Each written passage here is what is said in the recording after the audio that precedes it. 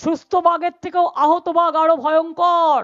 নাগরিকদের অধিকার কেড়ে নিলে আপনার অধিকারও আমরা কেড়ে নেব।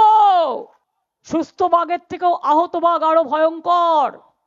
সারা দেশ খেয়েছো, দেশের টাকা বাইরে বেচেছো, আর দেশের টাকা নিয়ে গিয়ে এক একটা করে গলায় সব সোনার হার পরে এসেছো। আর দেশে আজকে গ্রামের গরিব লোকের বাড়ির টাকা 4 বছর ধরে বাংলায় দাওনি, রাস্তার টাকা দাওনি, তোমার টাকা নয়। এখন একটাই ট্যাক্স, জিএসটি।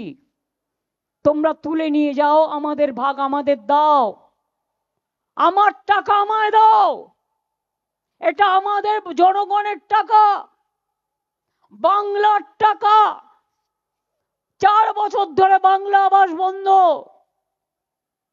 রাস্তাঘাটের টাকা বন্ধ, জলের টাকা বন্ধ, জীবনের টাকা বন্ধ, সর্বশিক্ষা অভিযানের টাকা বন্ধ, মিড ডে মিলের টাকা বন্ধ।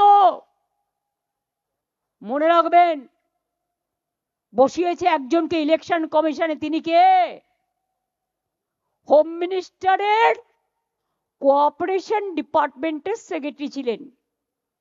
আমার তাতে আপত্তি নেই, কিন্তু ভ্যানিশ কুমার যদি ভোট ভ্যানিশ করে দেয় তাহলে বলবো না কেন? আপনি কি ম্যাজিশিয়ান? জনগণ ঠিক করবে কাকে ভোট দেবে, না আপনি বিজেপিকে ইলেকশনে জেতাবার জন্য সব নাগরিকদের অধিকার কেড়ে নিচ্ছেন? নাগরিকদের অধিকার কেড়ে নিলে আপনার অধিকারও আমরা কেড়ে নেব।